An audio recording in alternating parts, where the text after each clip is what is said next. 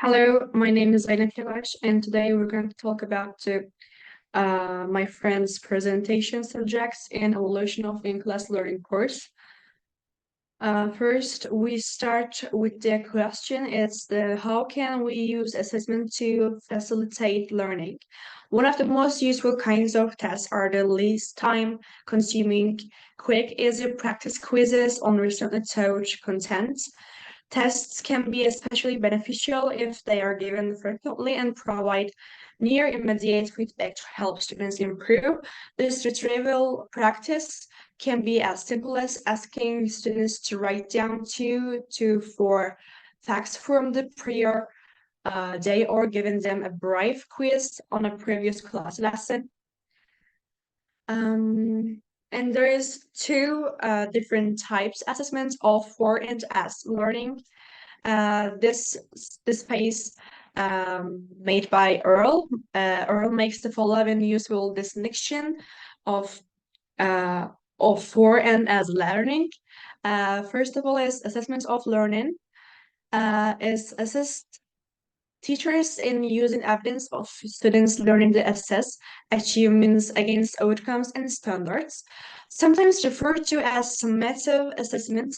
It usually occurs at defined key points during a teaching work or at the end of a unit, term, or semester, and may be used to rank or grade students.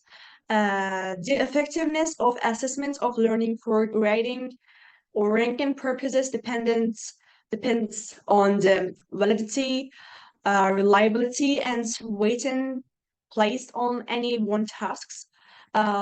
Its effectiveness as an opportunity to learning depends on the nature and quality of the feedbacks. And second one is assessments for learning. It involves teacher using evidence about students' knowledge, understandings, and skill to inform their teachings.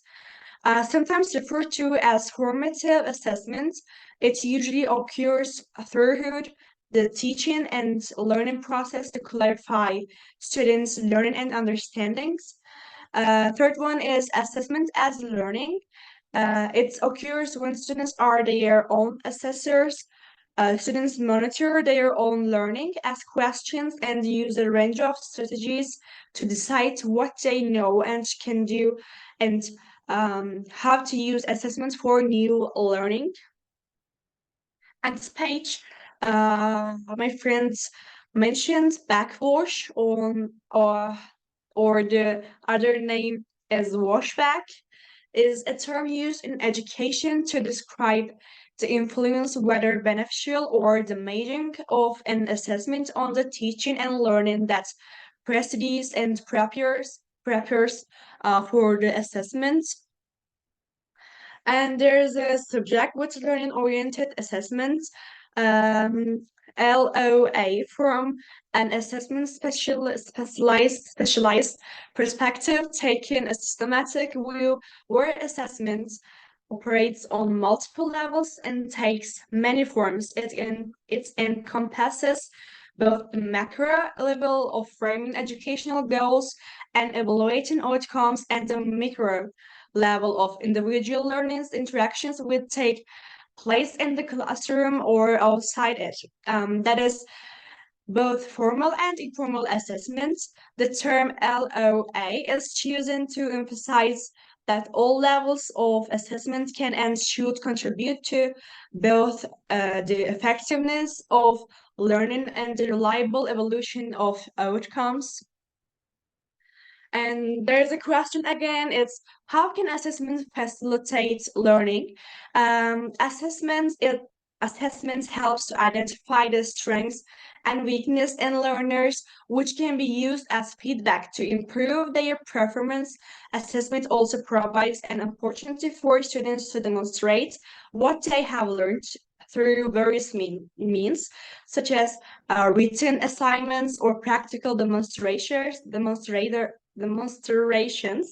There are many reasons why schools should assess learners' progress regularly throughout the year.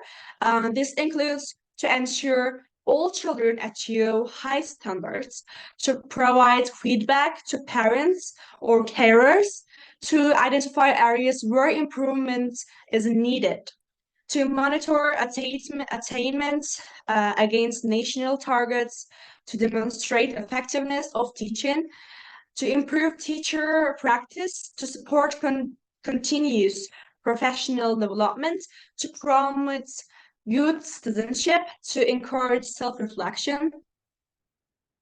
And there is some phases before the assessment, during the assessment, and after the assessment. First is before the assessment um, is before the assessment, a test taken by students and new units to find out what the students need more instruction on and what they may already know. Pre-assessment is the other name before the assessment, is a way to save teachers time within the classroom when teaching new material. It's a great way to find out more about the students, what they are interested in, and how they learn best. And the second is during the assessment. During in this phase, allow students access to other sources. An example, dictionary, textbooks, and the internet. Let students ask you questions during the test and give plenty of time for them. And the last one is after the assessment. In this phase, we let the students read out the assessment after some additional teaching input from me as a teacher. And we came here the other subjects of the presentation of my friends. It's the morphological variability. There seems to be a variation in the production of L2 learners. They sometimes use necessary inflection morphology and sometimes they do not. Researchers want to understand the underlying causes of the variation regarding L2 learners' use of inflection morphology and the link between overt morphology and underlying syntax. There is some hypothesis. Minimal trees hypothesis is initially proposed to Weinicke, Young, Scholten. This theory suggests that L2 learners begin with only lexical categories and gradually develop phrase structure. And the other hypothesis is implied representation. This view suggests that optionally in inflectional morphology results from impairments in factional projections and feature strengths. And the third one is feature resemble hypothesis. Proposed by Larder, this hypothesis emphasizes that L2 learners possess morphological competence, but may struggle with resembling features with appropriate morphological representations. There is other subjects implications for teaching. One implication is that the teacher must be knowledgeable and skilled in the subject matter being taught and must also have the ability to effectively communicate that information to the students. Additionally, the teacher must be able to assess the students' understanding and progress and make adjustments to the teaching approach as needed. For the student, the implication is that they must be actively engaged in the learning process and responsibility for their own learning. And implication for assessment, the other subject of us, is the knowing your students and teaching context is an essential step in selecting assessment tools and using appropriate assessment practices. Later in the module, you will have the opportunity to complete a needs assessment to help you think about your own students' characteristics and classroom needs and what this might mean for your assessment practices. For now, here are some questions to keep in mind.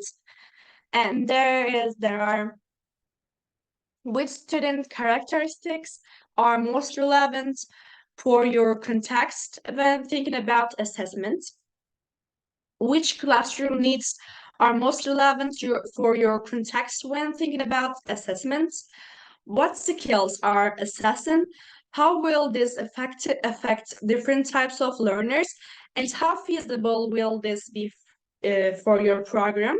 And the last one is what additional considerations must be made for assessment based on your student population and teaching context. And this is the end of our presentation and video. That's final. And I want to say again something about my previous video. I didn't know how can prepare my video. So last week I couldn't do my video like this week. So I want to say and I want to explain myself. So thank you for listening to me. See you soon.